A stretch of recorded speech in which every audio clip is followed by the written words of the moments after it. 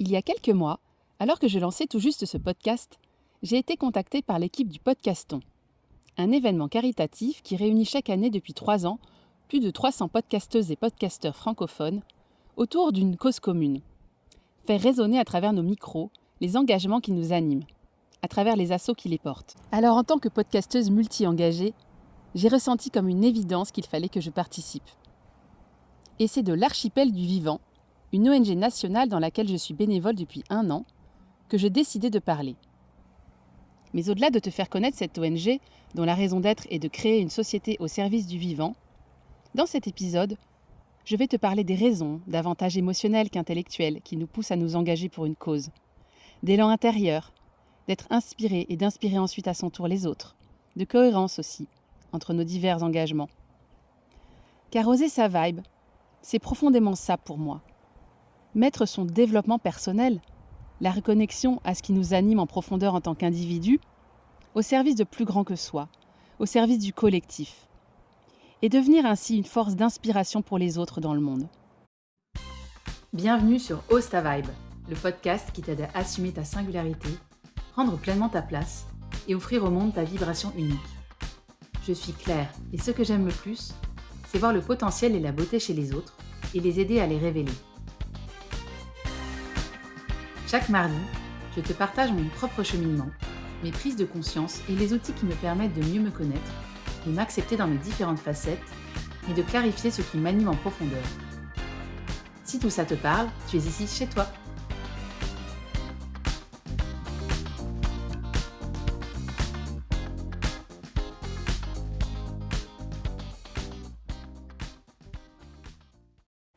Et me revoilà pour un nouvel épisode où on va donc parler d'engagement au service du vivant, comme tu l'as compris en intro. Et quel meilleur cadre pour ça que la forêt dans laquelle je suis retournée aujourd'hui parce qu'il fait beau. Et j'ai trouvé un petit coin au soleil, au calme, pour enregistrer cet épisode. Et j'en suis ravie. Peut-être que tu entends derrière moi le bruit des oiseaux et du vent dans les arbres. En tout cas, je te le souhaite.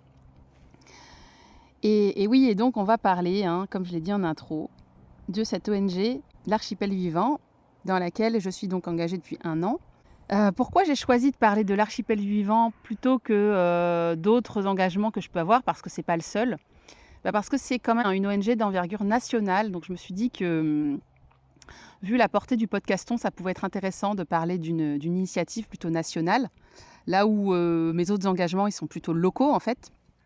Et puis, parce que, tu vas le comprendre aussi, cet engagement-là, il est central dans finalement tous les autres engagements que j'ai localement sur mon territoire. Et également dans ma thématique de reconversion récente qui est d'accompagner les autres justement dans la gestion du changement.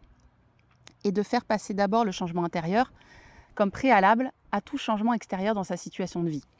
Alors l'Archipel du Vivant, en quelques mots, donc comme je l'ai dit, c'est une ONG dont la raison d'être est de créer une société au service du vivant.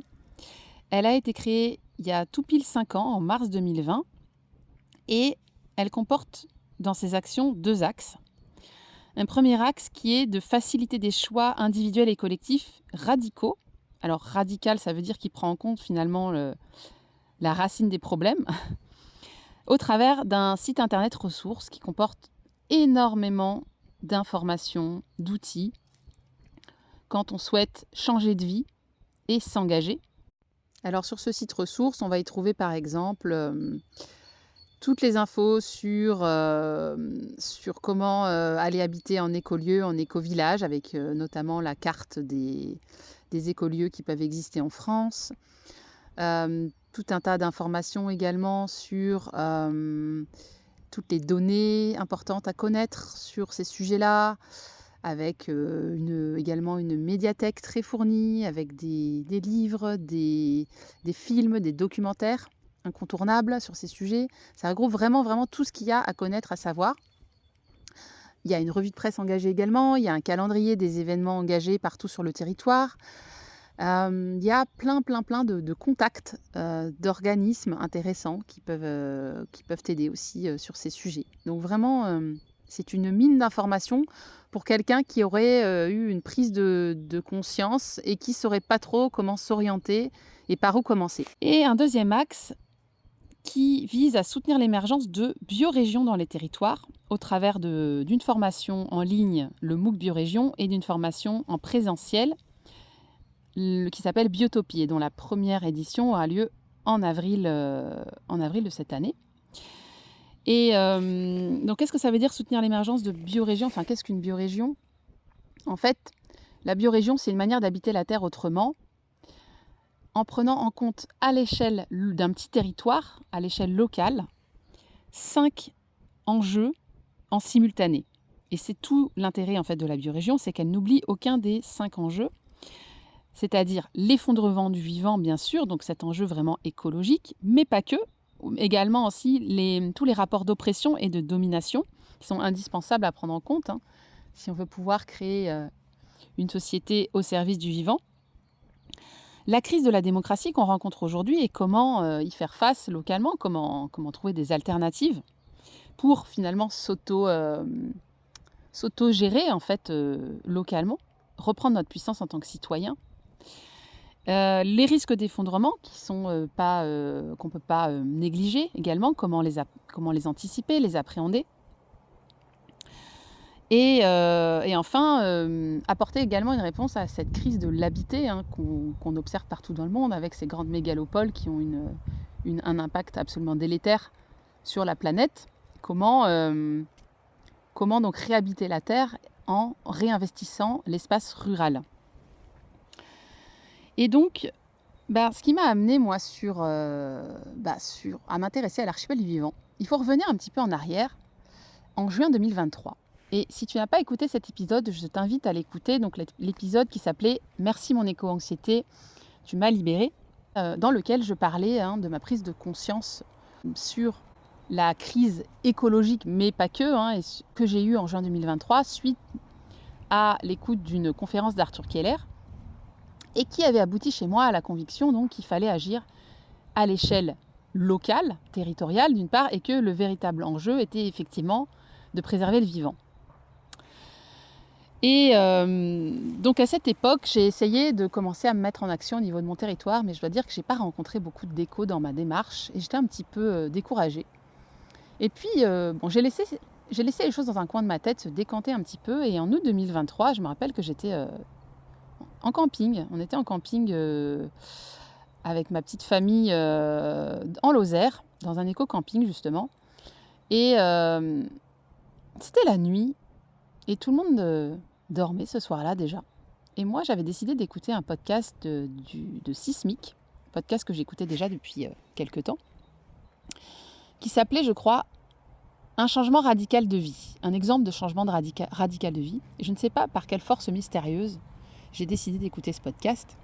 Et dans ce podcast, il y avait l'interview d'un certain Jean-Christophe Hanna, qui est le cofondateur de l'Archipel du Vivant, qui parlait dans cet épisode de son changement radical de vie, donc suite à une prise de conscience de l'état du monde et l'intrication en fait des multiples problématiques qu'il avait pu constater, et de ce dénominateur commun qui était effectivement l'effondrement du vivant en fait, cause de l'ensemble des problématiques rencontrées.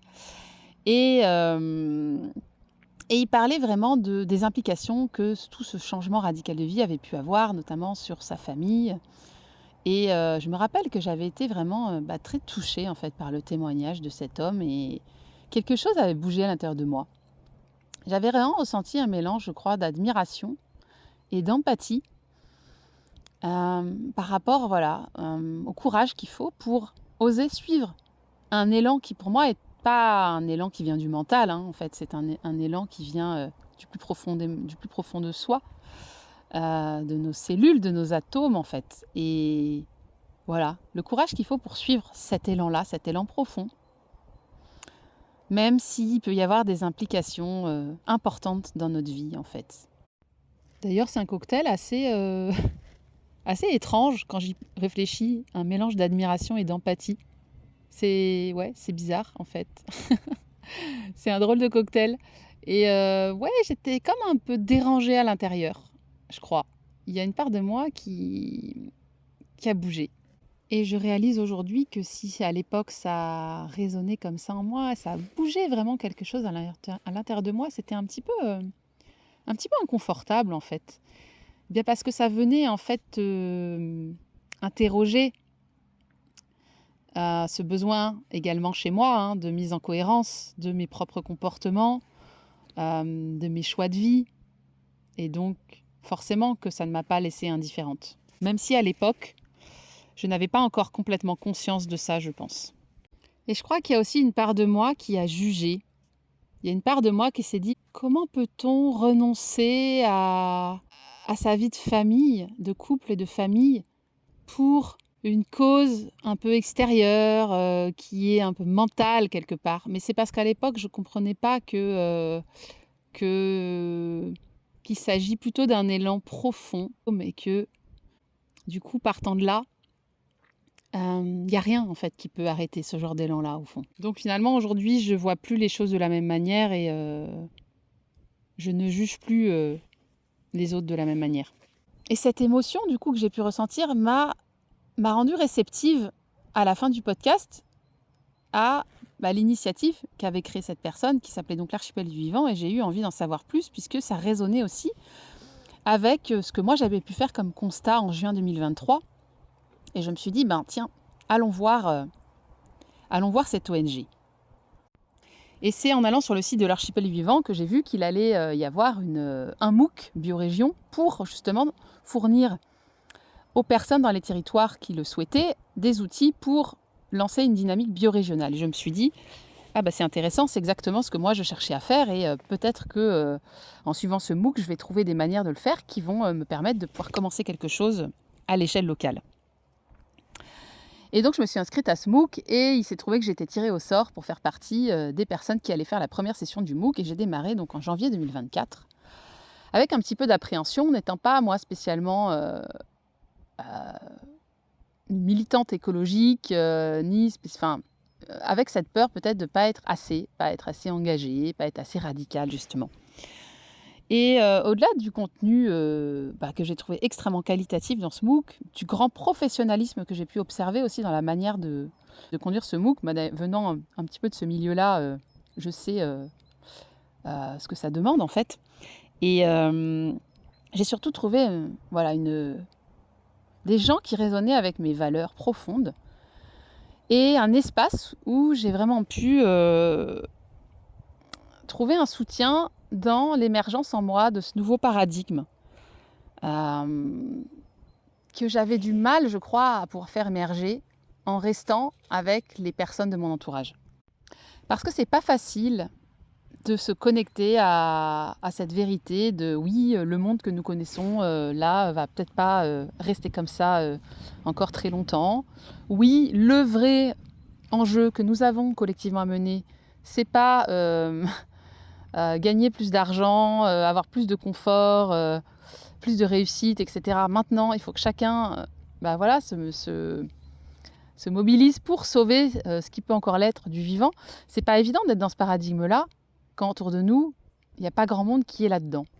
Et donc déjà, cette communauté, ce MOOC m'a vraiment permis ça. M'a permis aussi d'acquérir des connaissances théoriques qui m'ont fait me sentir ensuite par la suite plus légitime pour parler de ces sujets-là. Moi, je me rappelle être arrivée dans ce MOOC, donc avec, comme je le disais, cette sensation de peut-être être pas assez militante, pas assez légitime, etc.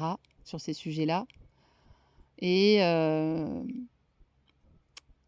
difficulté un peu à trouver de la place dans mon agenda pour les visios, même si je les avais quand même planifiés à l'avance. Ça, c'est mon côté quand même, quand je m'engage dans quelque chose, je le fais quand même, l'air de rien. Et ça, c'est important de le souligner.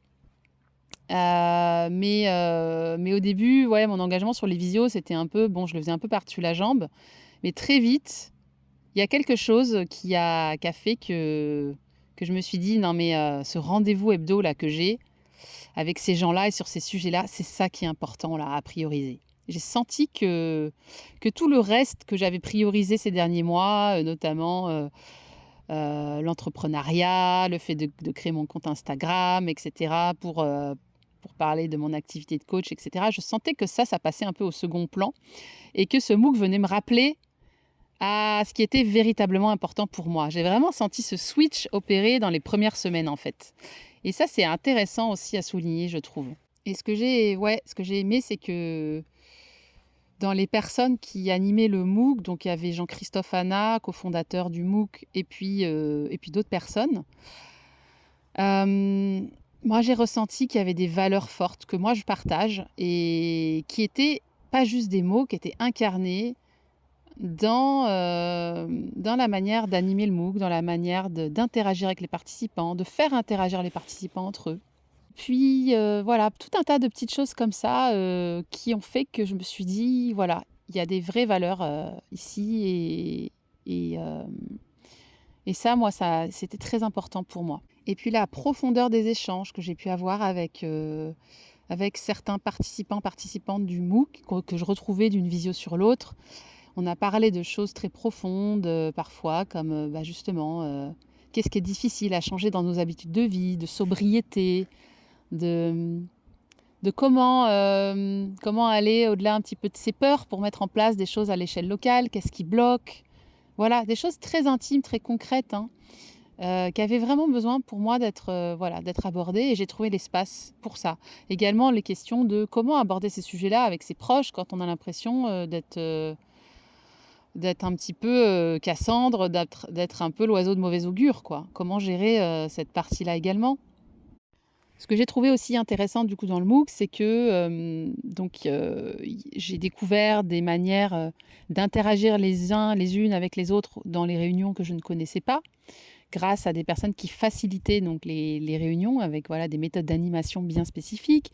J'ai découvert aussi des outils alternatifs aux outils qu'on peut utiliser, enfin les outils informatiques qu'on utilise habituellement. Pour tout ce qui va être stockage de données, montage vidéo, outils pour animer des visios, email, voilà, tout ça.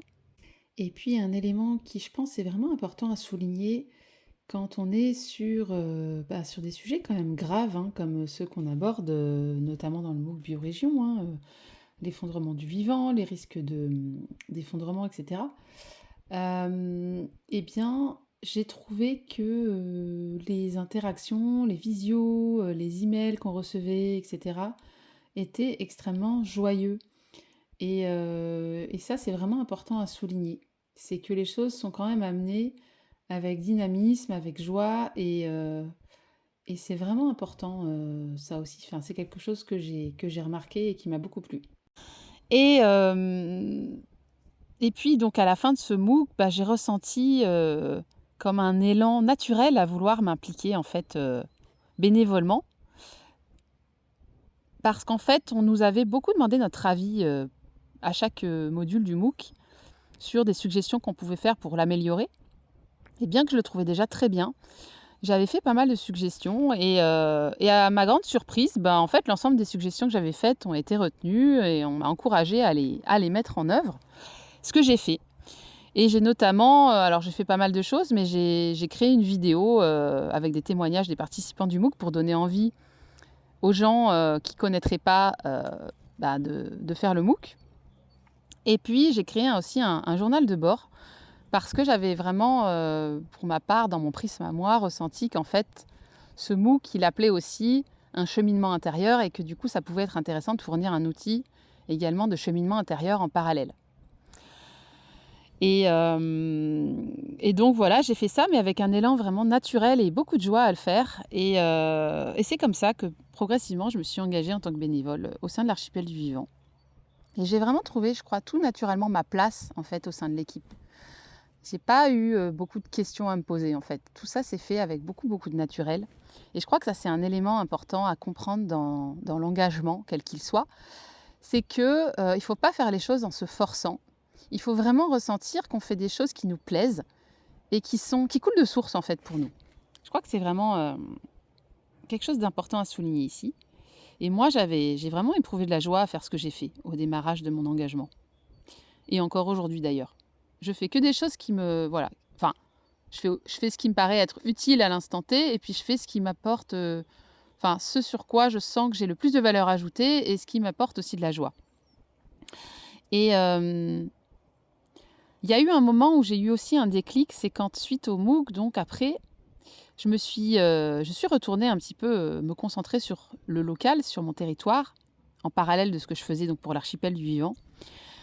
Et là, ce qui s'est passé, c'est que très peu de temps après le MOOC, j'ai rencontré des personnes qui rentraient complètement en résonance avec l'état d'esprit dans lequel j'étais, chose que j'avais pas en fait réussi à faire quelques mois auparavant. Et c'est là où je pense qu'en fait le MOOC m'avait aussi permis de changer peut-être la vibration intérieure dans laquelle j'étais et qui a fait que, moi je crois pas mal à ça maintenant en fait, hein. Je résonne pas mal avec cette idée qu'en fait il y a des choses qui se passent à un niveau vibratoire en fait et qu'en fait à partir du moment où on vibre quelque chose intérieurement suite à un changement intérieur, on va attirer des situations et des personnes qui vont nous permettre, qui vont entrer en résonance avec ça. Et c'est exactement ce qui s'est passé un mois après avoir fini le MOOC. Non, pas un mois, 3 mois à peu près.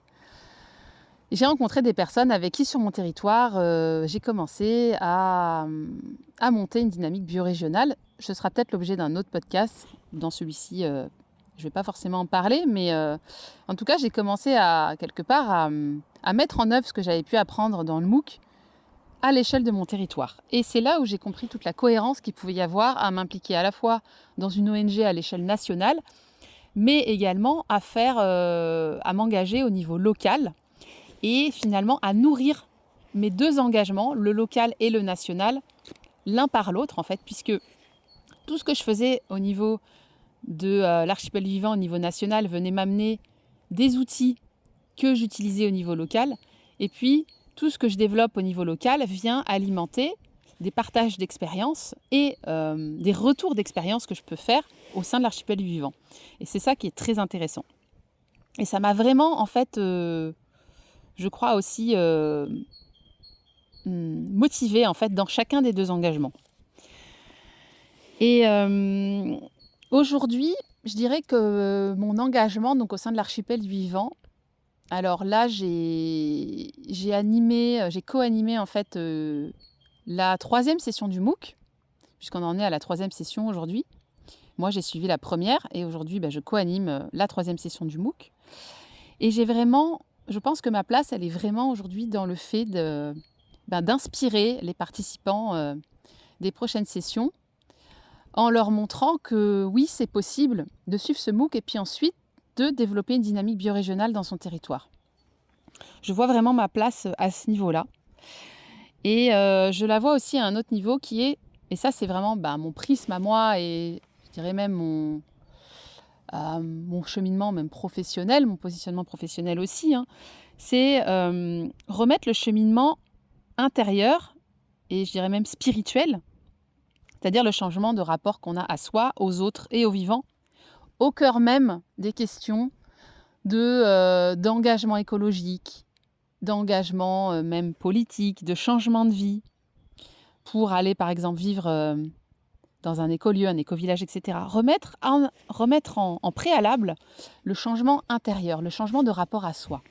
Moi, c'est vraiment quelque chose qui m'est important d'amener aussi au sein de ce MOOC. C'était déjà fait dans la session 1 à laquelle j'avais participé, mais j'ai eu envie de pousser ça un peu plus loin et je sens que ma place, elle est aussi également là. Et là où moi je trouve qu'il y a vraiment quelque chose de magique quand on a comme ça une cohérence à différentes échelles dans nos engagements, c'est qu'en fait l'un va nourrir l'autre. C'est-à-dire que l'engagement individuel va venir nourrir l'engagement plus collectif, etc. Et par exemple, l'engagement moi, par exemple, que j'ai au niveau national avec l'archipel du vivant vient nourrir mon changement de vie individuel, vient nourrir la construction d'une dynamique locale également. Donc voilà, là, ça commence à vraiment devenir intéressant parce qu'il y a une résonance entre les différents engagements. Ouais, il me semble que si on n'a pas cette cohérence-là qui part d'abord de soi et ensuite qui va sur des engagements collectifs et locaux puis nationaux, je pense qu'à terme, on va s'épuiser dans un engagement national sur ces sujets-là parce qu'on va sentir un manque de cohérence en fait. En tout cas, c'est mon humble avis et c'est le fruit de mon expérience, mais après, ce n'est que mon avis. Et moi, j'ai vraiment cette notion de poupée russe qui m'est venue, en fait, avec cette idée qu'en fait, l'engagement, se fait à plein d'échelles différentes et que c'est important de justement adresser ces différentes échelles. Sinon, on va sentir à un moment donné un manque de cohérence, je pense. C'est-à-dire que s'engager à l'échelle, par exemple, d'une ONG nationale en faisant des choses en ligne, etc., derrière un ordi, c'est bien. Mais au bout d'un moment, on peut ressentir une sorte de dissonance si on n'a pas également des engagements donc plus locaux chez soi, d'une part, et puis si on n'est pas, on se met pas aussi en cohérence soi dans ses propres habitudes de vie. Donc moi, j'ai vraiment cette sensation que c'est déjà mes habitudes de vie intimes, quotidiennes en fait, ma manière de consommer, ma manière de manger, ma manière d'utiliser mon temps, mon rapport à l'espace, au temps, etc., aux autres. Ça, c'est vraiment la base, en fait. Ensuite, mon engagement vraiment local autour de moi, avec les personnes que je côtoie dans mon environnement direct. Et puis ensuite, mes engagements plus lointains, et notamment avec des activités en ligne. Et si les trois sont vraiment en cohérence et alignés, alors là, effectivement, ça prend vraiment tout son sens et c'est assez chouette. Alors, à qui s'adresse l'archipel du vivant? À différentes catégories de gens, je pense. Déjà, si tu fais partie des personnes qui ont une prise de conscience récente des choses et que tu te poses plein de questions, que tu ne sais pas trop par où commencer, tu veux changer à la fois tes habitudes de vie, peut-être ton lieu de vie, laisser tomber ton travail, sortir du système, toutes ces questions-là, tu vas trouver des éléments de réponse qui vont te faire gagner beaucoup de temps sur le site ressources. Après, donc pour la partie MOOC Biorégion, la cible idéale de ce MOOC, c'est quand même des personnes qui habiteraient déjà dans le monde rural et qui souhaitent, et qui seraient déjà engagées dans une alternative locale et qui souhaitent en fait aller plus loin en mettant en place une dynamique collective, locale, d'inspiration biorégionale. Après, pour autant, moi je pense quand même que le MOOC, il peut aussi s'adresser à des personnes qui ne seraient pas encore fixées géographiquement ou qui seraient encore en ville, parce que finalement, c'est avant tout un état d'être, un état d'esprit qu'on peut exporter ensuite avec soi partout où on ira. Voilà. Et d'ailleurs, si tu commences à construire une dynamique biorégionale là où tu es et que dans 1 an ou 2 tu t'en vas, c'est pas bien grave parce que tu n'auras pas perdu grand-chose puisque tu auras appris, expérimenté et développé des compétences et un état d'être qui te serviront partout où tu pourras aller. Et une curiosité aussi, un rapport à toi, à l'autre, différent. Donc pour moi, finalement, bien que la biorégion soit fondamentalement ancrée dans un territoire et dans un écosystème, etc., eh bien, je crois qu'on peut avoir un état d'esprit biorégional et l'emporter partout avec soi. Et enfin, la formation Biotopie, donc la formation en présentiel, qui est un petit peu l'équivalent du MOOC, mais en version vraiment expérientielle, avec des temps forts super chouettes. Donc à l'École des Vivants, un lieu magique créé par Alain Damasio du côté de Sisteron dans les Alpes de Haute-Provence. Donc moi, c'est une formation où je vais co-intervenir un petit peu et sur le sujet de l'écologie profonde notamment. Et donc la première édition, elle va se faire du 14 au 20 avril 2025 et elle a très probablement vocation à avoir lieu 2 fois par an par la suite dans l'avenir. Et cette formation-là, elle se destine plus à des personnes qui auraient quand même un petit peu de budget à mettre sur une formation présentielle et qui auraient envie vraiment de quelque chose sur 5 jours de vraiment transformateur du fait de l'expérience qu'ils vont vivre. Parce que c'est vrai qu'un MOOC, donc 100% en ligne, ça peut être un petit peu frustrant parce que justement on se dit qu'on a envie de revenir à davantage d'échanges physiques. Donc voilà, la formation en présentiel peut vraiment être une alternative intéressante. Je crois qu'au fond, la vocation aussi de l'archipel du vivant, c'est vraiment d'accompagner un changement de société profond qui passe par un changement d'abord individuel, donc un changement, selon moi, spirituel, un changement intérieur. Et ces changements-là, il faut quand même toujours se rappeler que ils se font au rythme de chacun. Et chaque cheminement, chaque parcours va être différent. Et surtout que ça ne peut pas se faire en 1 mois, en 2 mois. Chacun a besoin du temps qui lui est nécessaire. Et je crois aussi qu'il y a des personnes qui vont avoir besoin, comme Jean-Christophe Anna, par exemple, d'opérer une vraie bascule, une vraie révolution dans leur vie. Là où d'autres vont avoir besoin d'opérer les choses de manière plus progressive. Et moi, je respecte vraiment les deux manières de faire. Je crois que nous sommes tous et toutes assez différents par rapport à ça. Et c'est important de le comprendre et aussi de le respecter. Et tu vois, moi, par exemple, j'ai eu ma grosse prise de conscience en juin 2023.